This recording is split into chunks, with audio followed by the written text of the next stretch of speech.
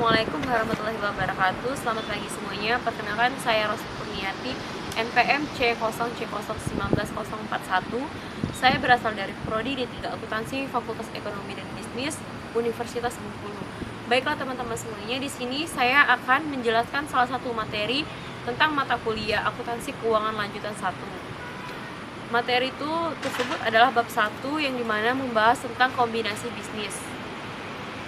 Kombinasi bisnis atau penggabungan bisnis adalah suatu transaksi atau peristiwa lain yang dimana pengakuisisi memperoleh pengendalian atas satu bisnis atau lebih.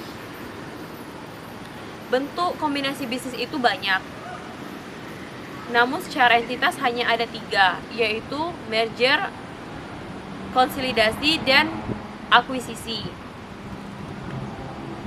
Akuntansi kombinasi bisnis dalam sebuah perusahaan semakin akan menjadi besar ketika mengalami pertumbuhan dan perkembangan usaha. Apabila dilihat dari perkembangan dan pertumbuhannya, ada 2 jenis, yaitu pertumbuhan organik dan anorganik.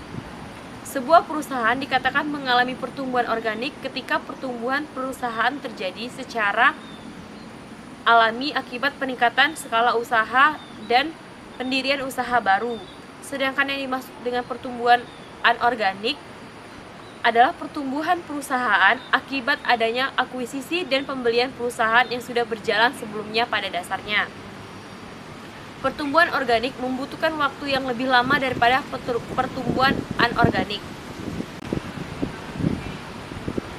Dalam akuntansi kombinasi bisnis, tiap perusahaan punya motivasi dan latar belakang yang berbeda dalam melakukan kombinasi bisnis. Beberapa motivasi spesifik dari kombinasi bisnis diantaranya, yang pertama menjadikan entitas lebih besar, yang kedua menghindari pengambil ahlian oleh entitas lain, yang ketiga kompensasi yang diterima manajemen terkadang dikaitkan dengan ukuran perusahaan, dan yang keempat motivasi kombinasi bisnis diantaranya yaitu menjadikan entitas lebih besar, menghindari pengambilan ahlian oleh entitas lain, kompensasi yang diterima manajemen terkadang dikaitkan dengan ukuran perusahaan, dan meningkatkan kebanggaan entitas. Selanjutnya, keuntungan kombinasi bisnis. Setiap perusahaan tentunya mengharapkan keuntungan ketika memutuskan melakukan kombinasi bisnis. Oleh karena itu, dalam tahapan ini, setiap perusahaan harus melakukan evaluasi dan pertimbangan yang mendalam sebelum melakukan kombinasi bisnis. Keuntungan yang diharapkan dalam melakukan kombinasi bisnis diantaranya, yang pertama, pangsa pasar yang lebih besar, yang kedua, perusahaan yang menjadi lebih besar, dan yang ketiga, investor memperoleh pengembalian yang lebih besar daripada sebelumnya. Bentuk pengembangan bisnis. Dalam melakukan pengembangan bisnis bisa dilakukan secara internal dan eksternal. Dan selanjutnya di sini saya akan membahas tentang jenis kombinasi bisnis berdasarkan strategi bisnis dan bentuk entitas. Dalam melakukan kombinasi bisnis, apabila ditinjau melalui strategi bisnisnya dapat dibedakan menjadi berikut. Yang pertama, integrasi vertikal. Integrasi vertikal merupakan kombinasi bisnis dengan akuisisi entitas yang mempunyai hubungan pemasok atau distribusi. Bisa disebut akuisisi hilir atau hulu, tergantung pihak yang diakuisisinya. Contohnya adalah produsen teh kemasan mengakuisisi entitas perkebunan teh yang merupakan bahan baku teh kemasan, maka disebut integrasi hulu. Sedangkan apabila produksi teh kemasan mengakuisisi perusahaan retail, maka disebut integrasi hilir, karena perusahaan retail menjual produk teh kemasan. Yang kedua, integrasi horizontal merupakan kombinasi bisnis dengan melakukan akuisisi entitas yang menghasilkan produk sejenis atau berkaitan. Jenis kombinasi bisnis berdasarkan strategi bisnis dan bentuk entitas. Dalam melakukan kombinasi bisnis, apabila ditinjau melalui strategi bisnis dapat dibedakan menjadi berikut. Yang pertama, integrasi vertikal merupakan kombinasi bisnis dengan akuisisi entitas yang mempunyai hubungan pemasok atau distribusi. Bisa disebut akuisisi hilir atau hulu, tergantung pihak yang diakuisisi. Contohnya adalah produsen teh kemasan mengakuisisi entitas perkebunan teh yang merupakan bahan baku kemasan, maka disebut integrasi hulu. Sedangkan apabila produsen teh kemasan mengakuisisi perusahaan retail, maka disebut integrasi hilir, karena perusahaan retail menjual produk teh kemasan. Yang kedua, integrasi horizontal merupakan kombinasi bisnis dengan melakukan akuisisi entitas yang menghasilkan produk sejenis atau yang berkaitan.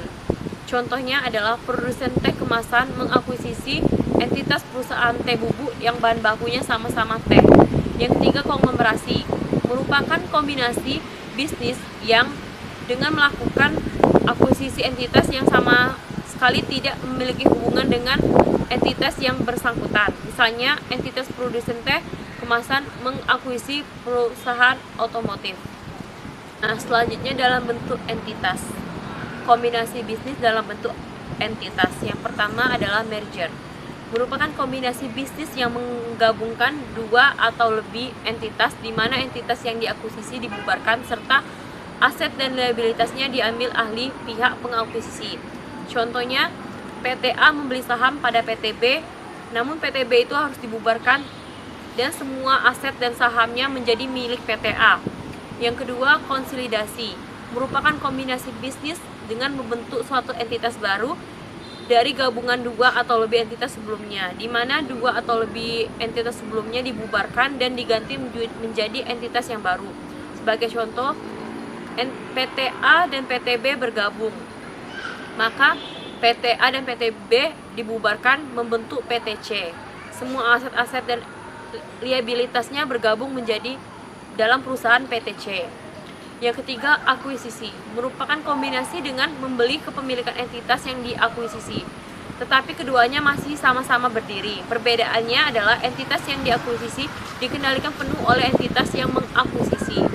Pihak pengakuisisi akan menyusun laporan keuangan konsolidasian yang menggabungkan aset dan liabilitas entitas dari semua anak yang ada di bawahnya. Yang selanjutnya, jenis kombinasi bisnis berdasarkan metode akuntansi.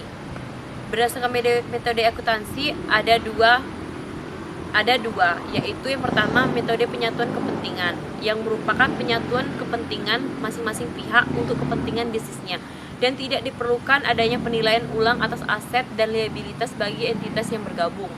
Yang kedua, metode pembelian, yaitu merupakan metode akuisisi yang menggunakan dasar penilaian pencatatan nilai wajar pada saat terjadi akuisisi metode.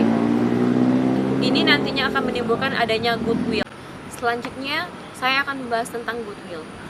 Goodwill dari akuisisi, apabila kita berbicara tentang akuisisi, merger, dan konsolidasi, pasti kita akan mengingat tentang sesuatu, yaitu goodwill. Berbicara tentang goodwill, goodwill adalah aset yang diklasifikasikan sebagai aset tak berwujud. Pada kasus kombinasi bisnis di mata kuliah akuntansi keuangan lanjutan, goodwill muncul ketika entitas melakukan akuisisi terhadap entitas lain dan akan diakui entitas yang melakukan akuisisi. Singkat katanya, goodwill muncul ketika entitas pengakuisisi membeli aset bersih entitas yang diakuisisi lebih tinggi daripada nilai wajarnya. Baiklah, itu saja yang dapat saya sampaikan tentang materi bab 1 tentang kombinasi bisnis ini. Lebih dan kurangnya saya mohon maaf. Semoga yang saya sampaikan dapat bermanfaat untuk kita semua. Wassalamualaikum warahmatullahi wabarakatuh.